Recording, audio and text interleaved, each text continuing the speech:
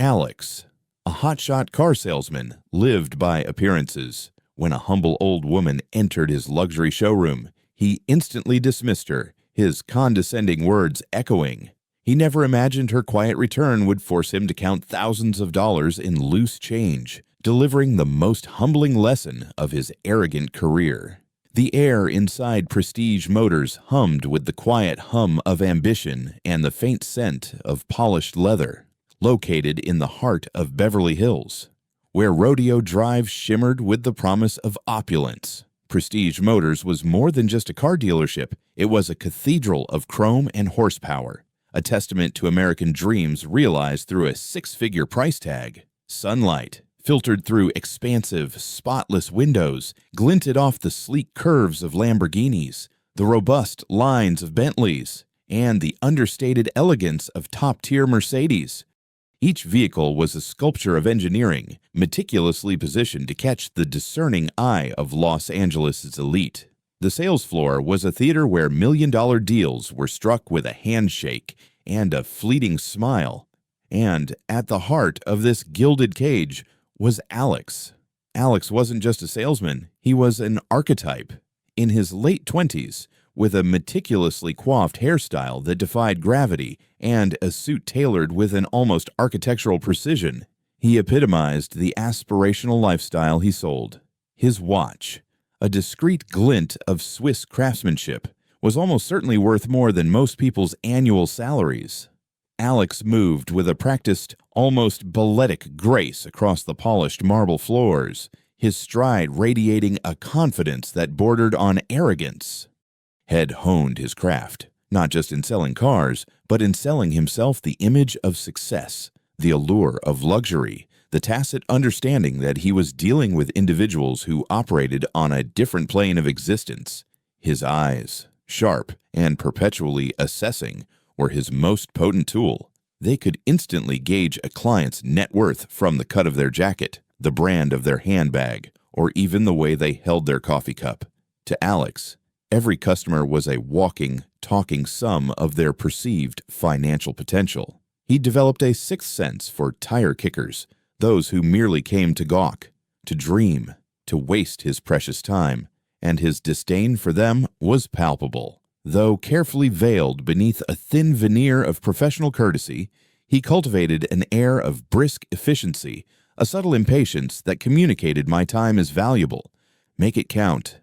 Alex believed firmly in the principle of qualifying a client, but his method was less about understanding their needs and more about verifying their wallet size. He had an almost pathological aversion to complexity, to anything that might slow down the quick, seamless transfer of funds from a wealthy client's account to Prestige Motors coffers. For Alex, a smooth transaction was a testament to his skill, a complex one an irritation, an affront to his efficiency.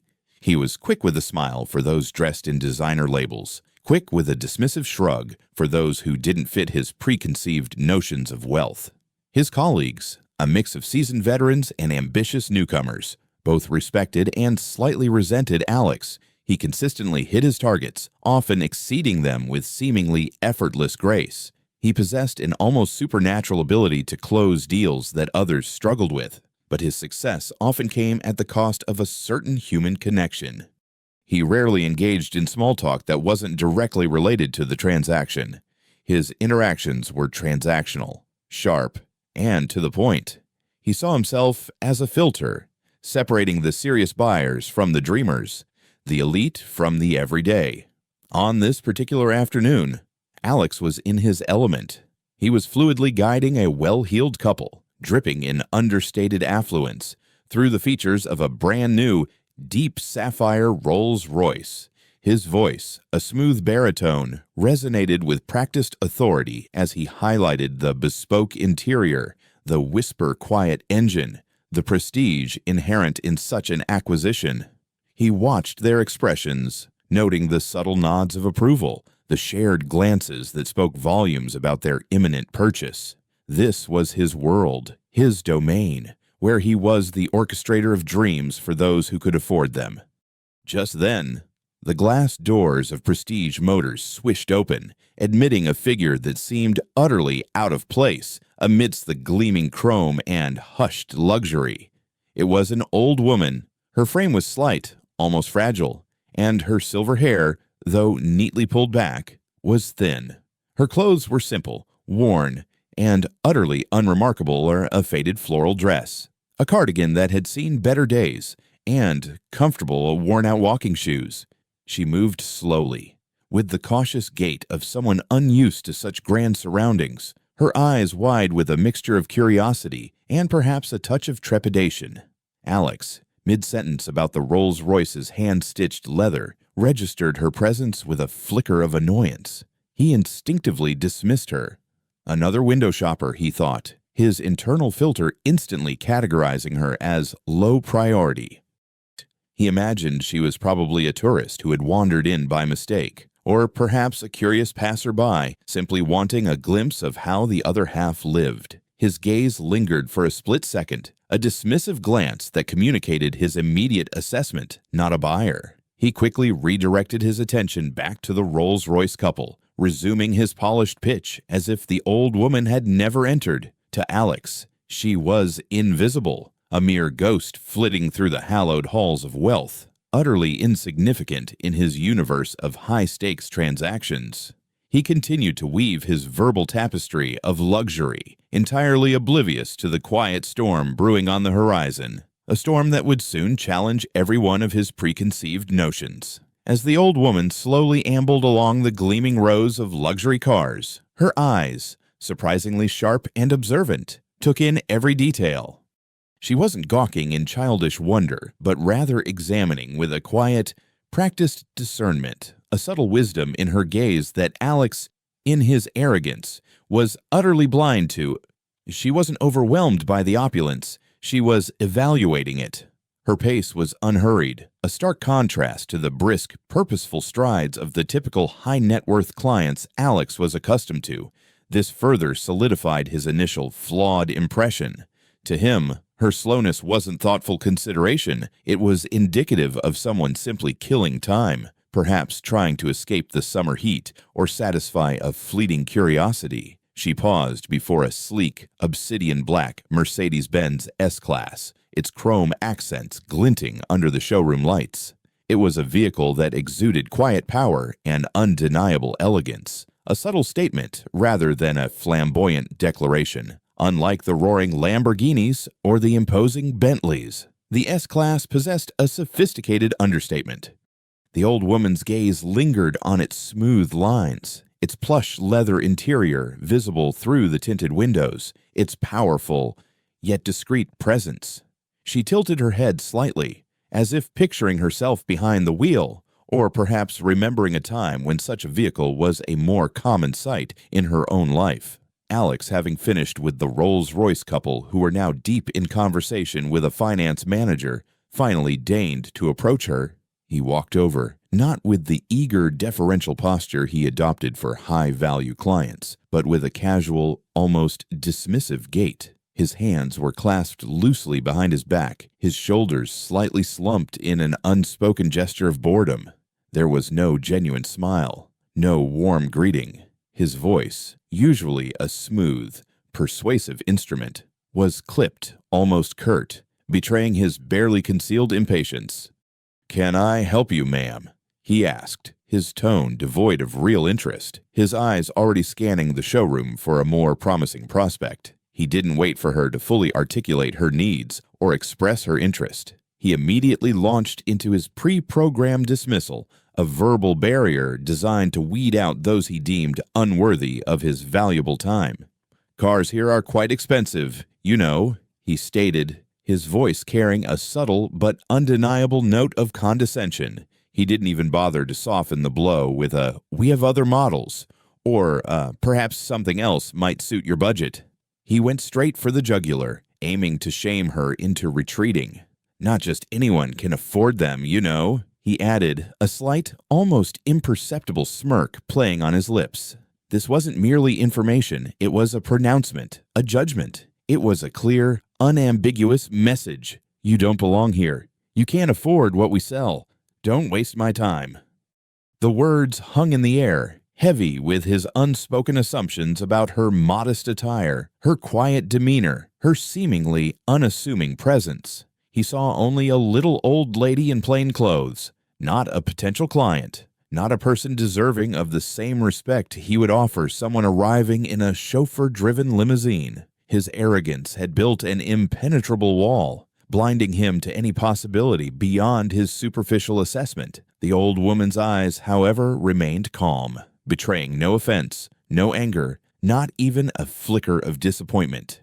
She simply offered a gentle, almost enigmatic smile, a small knowing curve of her lips that Alex, wrapped in his bubble of self-importance, completely missed.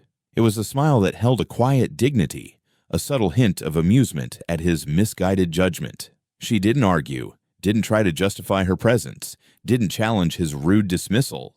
Without a word, she simply turned and walked out of the showroom, her slow, steady pace unwavering. Alex watched her go, a dismissive shrug tightening his expensive suit. He felt a fleeting sense of relief, a minor inconvenience swiftly dispatched.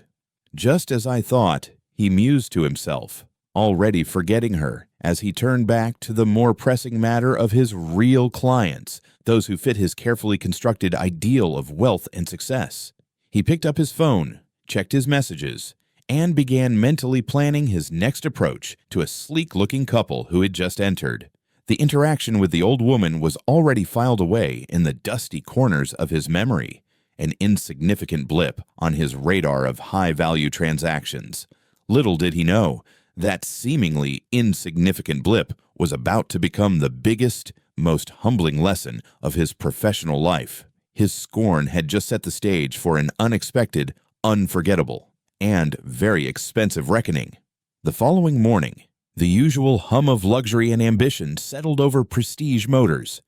Sunlight streamed through the expansive showroom windows, glinting off polished chrome and rich leather. Alex, feeling particularly self-satisfied, was already at his desk, a steaming cup of artisan coffee in hand. He was reviewing his sales projections for the quarter, the numbers already looking promising, boosted by the successful Rolls-Royce deal from the previous afternoon. He mentally patted himself on the back, confident in his ability to discern genuine buyers from the time-wasters. His system, he believed, was foolproof. The brief, almost non-existent interaction with the old woman yesterday had barely registered as a blip on his radar, quickly dismissed and forgotten. He was deep in thought, envisioning his next commission check, when a subtle shift in the showroom's energy caught his attention. He looked up, and his meticulously cultivated calm shattered. There she was, the old woman. She walked in with the same quiet dignity as yesterday, her movements deliberate, unhurried. But today, there was a subtle difference in her demeanor, a quiet purpose that hadn't been evident before. Yesterday, she had been an observer, a passerby. Today, she seemed to embody a clear objective. She didn't wander aimlessly. Instead, her gaze swept across the showroom, seemingly searching for someone or something specific. Alex watched, a flicker of surprise, then mild irritation, stirring within him. Is she back to just look again? Doesn't she understand, he thought, a familiar wave of annoyance washing over him. He braced himself for another polite but firm dismissal, perhaps even considering delegating her to a junior salesman. But then, the old woman did something entirely unexpected. She walked directly, unhesitatingly, to the main reception desk. The receptionist, a poised young woman named Sarah, offered a polite, practiced smile. Alex, from his vantage point, could only see the old woman's back, but he could clearly hear her voice, which, despite its gentle timbre, carried a surprising clarity and firmness that cut through the low murmur of the showroom. "Good morning," the old woman said to Sarah. "I'm here to buy the black Mercedes S-Class I saw yesterday." Alex froze. The coffee cup halfway to his lips clattered against the saucer. He felt a sudden, inexplicable chill, even in the warm, air-conditioned showroom. He squeezed his eyes shut for a second, then opened them, half expecting her to vanish, to be a figment of his overactive imagination. But no, she was still there. her back still to him, her voice resonating with an undeniable certainty. And, she continued, her voice gaining a slight, almost imperceptible emphasis, I'd like Alex, the gentleman who spoke to me yesterday, to handle the sale. The words hit Alex with the force of a physical blow. His face, usually a mask of suave confidence, drained of color. He felt a sudden dizzying lurch in his stomach. The casual arrogance he had displayed yesterday, the dismissive words he had uttered, came flooding back with crystal clarity, each syllable a barb of self-recrimination. Cars here are quite expensive. You know, not just anyone can afford them. The memory burned. He could almost feel the weight of his own hubris pressing down on him. Sarah, the receptionist, looked momentarily perplexed, then turned her gaze towards Alex, a subtle query in her eyes. Alex slowly, almost mechanically, pushed himself away from his desk. His legs felt strangely heavy, as if made of lead. He walked towards the reception desk, each step a forced march towards an inevitable, deeply uncomfortable confrontation. His mind raced, scrambling for an excuse, an escape route. Could he claim he was busy? Could he pass her off to someone else? But her request had been explicit. I'd like Alex to handle the sale. To refuse would be unprofessional, perhaps even cause a scene, and that was something Alex, above all, abhorred. As he approached, the old woman turned, and her eyes met his. There was no triumph in them, no malice, no overt challenge, only that same gentle, knowing smile from yesterday, now imbued with a deeper, more unsettling significance. It was a smile that seemed to say, I told you so, without ever saying a word. Good morning, Alex, she said, her voice still soft, but now carrying an undeniable note of polite authority. I trust you remember me. Alex's throat felt dry. He swallowed hard, forcing a polite smile that felt more like a grimace. Ma'am, he managed, his voice a little hoarse. Of course. Welcome back to Prestige Motors. He tried to regain his composure, to project his usual air of effortless professionalism, but he could feel a tremor in his hands, a faint blush creeping up his neck. The tables had turned, swiftly and irrevocably. The tire kicker he had so easily dismissed was now a serious buyer. And not just any buyer, she was a buyer who had specifically asked for him, ensuring he couldn't escape the direct consequences of his own judgment. The unspoken weight of her request, the silent accusation of his previous rudeness, hung heavy in the air between them. He was trapped, bound by the very rules of service he prided himself on upholding, yet had failed to extend to her. The knot in his stomach tightened, a harbinger of the humbling lesson that was about to unfold. Alex ushered the old woman into his impeccably tidy office, the one he reserved for closing high-value deals. He gestured towards a plush leather armchair opposite his polished mahogany desk, its surface gleaming under the soft, recessed lighting. He pulled out his own chair, his movements stiff, a stark contrast to his usual effortless grace. His mind was still reeling from her unexpected return and explicit request. He opened his laptop, feigning a confident posture as he began to navigate the digital sales platform. He started with the standard questions, his voice a little strained, about financing options, warranty packages, and delivery schedules, all the while anticipating the usual response from a client purchasing a luxury vehicle, a swift wire transfer, perhaps a cashier's check from a private bank, or even a personal check from a well-established account. He imagined the subtle ping of his bank app confirming the substantial incoming funds, a satisfying sound that signaled another successful commission. But the old woman had other plans. As Alex brought up the final payment screen, confirming the exact, substantial sum for the S-Class, she gave him that same gentle, knowing smile, the one that held a quiet dignity and a hint of amusement that Alex was still too flustered to fully decipher. I'd like to pay in cash, she stated simply, her voice soft but unwavering. Alex's carefully constructed composure began to crack. Cash, he repeated, a nervous laugh escaping his lips. Ma'am, for a vehicle of this value, we usually... He trailed off, trying to formulate a polite way to suggest a more conventional payment method. something that wouldn't involve hours of counting and security protocols. He envisioned stacks of crisp $100 bills, perhaps neatly bundled, still a cumbersome but manageable task. Before he could finish his thought, she reached down. From beside her chair, she produced a large, worn canvas bag. It wasn't a designer handbag or a sophisticated briefcase. It was an unassuming, almost utilitarian sack, the kind one might use for groceries or laundry. It looked heavy. Alex's eyebrows furrowed, a flicker of apprehension replacing his earlier awkwardness. Then, she began to empty its contents onto his polished mahogany desk. A cascade of sound filled the room, the unmistakable clink, clink, clink of metal hitting wood, followed by the softer rustle of paper. Coins, thousands upon thousands of them, quarters, dimes, nickels, pennies tumbled out in a veritable torrent, spreading across the pristine surface like an avalanche of copper, silver, and brass. They gleamed under the office lights, a chaotic mosaic of American currency. Mixed in with the overwhelming torrent of coins were crumpled dollar bills of the smallest denominations, ones, 5s, 10s, 20s, all wrinkled, folded, and looking like they had seen countless hands and pockets. Alex's jaw dropped. It wasn't just a few handfuls of change. It was a seemingly endless, overwhelming mountain of loose currency. He stared, utterly dumbfounded, as the pile grew, spreading across his desk, threatening to spill over onto the floor.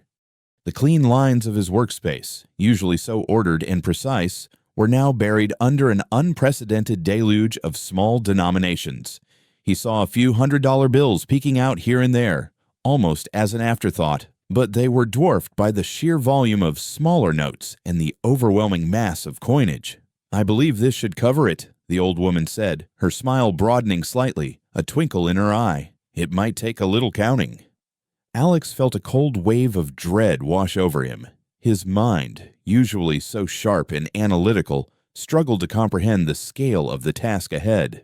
This wasn't a minor inconvenience. This was a logistical nightmare. Tens of thousands of dollars in loose change. The phrase echoed in his mind, mocking his earlier certainty. He looked at the jumbled mass, the various sizes, the different metals, the crumpled paper, and his professional composure utterly evaporated. His polished world, built on efficiency and high-value transactions, had suddenly been drowned in a sea of pennies. The realization hit him with the force of a physical blow. He would have to count every single coin, every single wrinkled bill. This wasn't merely a sale. It was an ordeal. It was an endless, tedious task forced upon him, not by accident, but, he instinctively knew, by design. The old woman's calm demeanor, her knowing smile, her deliberate request for him to handle the sale, it all clicked into place. This was her answer to his condescension, her subtle but devastating revenge. She wasn't just buying a car, she was delivering a lesson, dollar by dollar, penny by penny. He looked at his watch, a desperate attempt to gauge the time this would consume. It was already mid-afternoon. This would take hours, perhaps the rest of the day, extending well past closing time. He imagined his colleagues leaving, casting curious glances into his office, seeing him hunched over a pile of coins like a bewildered miser. The thought alone was mortifying. His meticulously organized world, his image as the epitome of efficiency, was crumbling before his eyes. Buried under the very currency he had implicitly deemed unworthy of his time. The sheer physical reality of the task, combined with the crushing weight of his own arrogance, began to sink in, making his stomach churn with a bitter mix of regret and burgeoning panic. Her hours bled into what felt like an eternity. The soft, ambient music of the showroom, designed to soothe the nerves of discerning buyers, was completely drowned out by the relentless clink, clink, clink of coins and the crinkle of paper money. Alex's perfectly tailored suit was rumpled, his pristine shirt sleeves rolled up past his elbows, revealing a faint sheen of sweat. His coiffed hair, once so immaculate, had begun to unravel, stray strands falling across his forehead as he hunched over the desk. His fingers, usually accustomed to gliding over touchscreens and signing crisp documents, were now sore, smudged with the grime of countless hands that had touched these small denominations. The muscles in his neck ached from the constant downward gaze. He tried to speed up, to maintain some semblance of his usual efficiency, but the sheer volume and varied nature of the currency made it impossible. Every time he thought he had finished a stack of fives, a stray dollar bill would appear, forcing him to resort. A handful of quarters would suddenly reveal a few dimes hidden beneath, throwing off his count. He found himself muttering under his breath, a mix of frustration and disbelief. The air in his office, usually crisp and cool, felt thick with the weight of his task. Meanwhile, the old woman sat patiently in the plush armchair, observing him with that same gentle, almost serene smile. She didn't offer to help, didn't make a sound, simply watched as Alex painstakingly, agonizingly tallied every last cent. Her silence was more eloquent than any words, her presence a constant, visual reminder of his earlier scorn. He imagined his colleagues casting curious glances into his office as they left for the day. Seeing him, the usually unflappable Alex, hunched over a mountain of loose change like a bewildered, slightly pathetic miser, the thought alone was mortifying, a stark contrast to the glamorous image he so carefully cultivated. The sun had long since set, painting the showroom windows in hues of twilight, when Alex finally, exhaustedly, pushed the last coin into its proper denomination pile. He had spent the entire afternoon, well past closing time, engaged in the most humbling and physically demanding transaction of his career. He double-checked the count, then triple-checked it, a cold dread fearing he might still be short. But no, to his surprise, the amount was exact. "There," he breathed, straightening up, rubbing his tired eyes. "It's all here, ma'am." His voice was hoarse, tinged with a weariness that went beyond physical exertion. The old woman's smile widened. She rose gracefully, a picture of quiet triumph. "Thank you, Alex," she said, her voice soft but clear. She signed the final paperwork, took the keys to her new S-Class, and with a final, knowing glance that held no malice, only a profound lesson, she walked out of his office. Alex stood by the window, watching as the sleek, obsidian black Mercedes-Benz S-Class, a symbol of luxury and power, smoothly exited the Prestige Motors lot and disappeared into the stream of L.A. traffic. The weight of the thousands of coins and small bills had been immense, a literal burden on his desk and his psyche. But the weight of the lesson was far greater. He had learned the hard way that true wealth isn't always flaunted in designer clothes or ostentatious displays. It can reside in unassuming packages, quietly observing, patiently waiting.